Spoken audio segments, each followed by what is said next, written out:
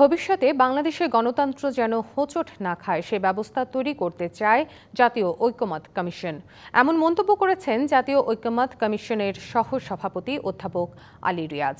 বিএনপির সাথে বৈঠকে তিনি এ মন্তব্য করেন। বৃহস্পতিবার জাতীয় সংসদের এলইডি হলে জাতীয় ঐকমত্য কমিশনের সাথে বৈঠকে বসে বিএনপির প্রতিনিধি দল। বৈঠকের শুরুতে সূচনা বক্তব্যে ঐকমত্য কমিশনের সহ সভাপতি বলেন, স্থায়ী গণতন্ত্রের জন্য জাতীয় সনদ তৈরি করাই মূল লক্ষ্য। টেবিলের দুই প্রান্তে বসলেও সবই এক। বিএনপির ভূমিকা জনগণের কাছে সমাদৃত।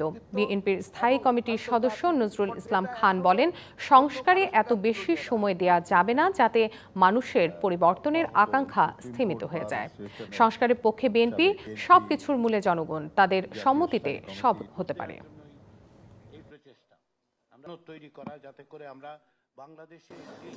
লড়াই সংগ্রাম বিভিন্নভাবে আমরা যুক্ত থেকেছি। সেই জায়গায় বিএনপি যে ভূমিকা পালন করেছে নিঃসন্দেহে এমন অবস্থানে দিয়েছে যে বাংলাদেশের মানুষ জানেন যে তারা কি ভূমিকা পালন করেছেন, কিভাবে তারা গণতন্ত্রের সংগ্রামের জন্য অত্যাচারিত হয়েছেন, নিপীড়িত হয়েছেন, প্রতিরোধ রচনা করেছেন। আমাদের তরুণ প্রজন্মের খুবই সাহসী ভূমিকা এবং সমগ্র জনগণের সমর্থনে জুলাই আগস্টের এই লড়াই আমরা বিজয়ী হয়েছি। এই কমিশনকে সহযোগিতা করছি, এই সরকারকে সহযোগিতা করছি সেই প্রত্যাশা নিয়েই। জাতীয় সংসদের এলইডি হলে জাতীয় ঐকমত্য কমিশনের সাথে বৈঠকে বসেছে বিএনপি। সেখানে আছেন আমাদের সহকর্মী নূপুর মাহমুদ। সরাসরি চলে যাচ্ছি সেখানে। নূপুর, ভেতরে তো বৈঠক চলছে, বৈঠকের বিষয়ে আপনার কাছে কোনো খবর আছে কিনা আমাদেরকে জানাবেন। ধন্যবাদ আপনাকে। আপনি যেমনটি বলছিলেন, সকাল 10:30টায় কিন্তু বিএনপির একটি প্রতিনিধি দলের সাথে ঐকমত্য কমিশনের সদস্যদের একটি বৈঠকে বসেছেন। তারা বৈঠক করছেন এবং আমরা বৈঠকের ভিতরে কিছুক্ষণ ছিলাম।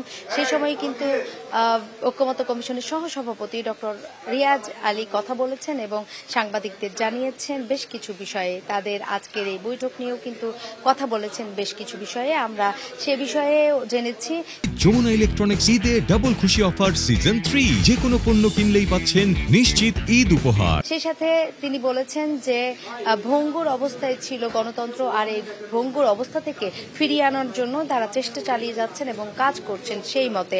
এইদিকে বিএনপি স্থায়ী কমিটির সদস্যরা ছিলেন এবং তারাও কিন্তু অনেকেই কথা বলেছেন। তার মধ্যে নজরুল ইসলাম খানও কথা বলেছেন। তিনি কিন্তু জানিয়েছেন যে বিএনপি বরাবরই বলে আসছিলেন যে তারা সংস্কারের বিপক্ষে না, তারা কিন্তু সবসময় বলে আসছেন সংস্কার চাই, কিন্তু সংস্কারের সীমাটা যেন ন্যূনতম একটা সংস্কার করেই পরবর্তীতে নির্বাচন দেওয়া হোক, এই বিষয়টি কিন্তু তিনি বারবার বলছিলেন।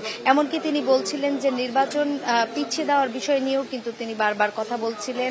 সেই সাথে আরো বেশ কিছু বিষয়ে জানিয়েছিলেন যে তারা যে 166টি সুপারিশের পক্ষে বিপক্ষে মত দিয়েছেন এবং যে সুপারিশ মালাগুলো গিয়েছেন সেগুলোর বিষয় নিয়েও কিন্তু কথা বলছিলেন, যে তারা সবগুলোর সাথে একমত বা দ্বিমত পোষণ করেছেন, সেই বিষয়গুলো কিন্তু বারবার তুলে ধরছিলেন। সেই সাথে আমরা দেখেছি যে বিএনপি যে সংস্কারের পক্ষে না, যে যুক্তিসঙ্গত, সে বিষয়টি কিন্তু বারবার তুলে ধরছেন যে তারা কেন সবকিছু সংস্কারের পক্ষে বা বিপক্ষে কতটুকু আছেন সেটি কিন্তু বারবার তুলে ধরছেন। তো এখন পর্যন্ত যেহেতু বৈঠক চলছে, বৈঠক প্রায় বেলা 4টা পর্যন্ত হওয়ার কথা আছে, আমরা ইতিমধ্যে জানতে পেরেছি। তো আসলে বিএনপির সাথে ঐকমত্য কমিশনের যে বৈঠক চলছে সেটি থেকে বের হয়ে আসলে আমরা কিন্তু জানতে পারবো বিএনপির পক্ষ।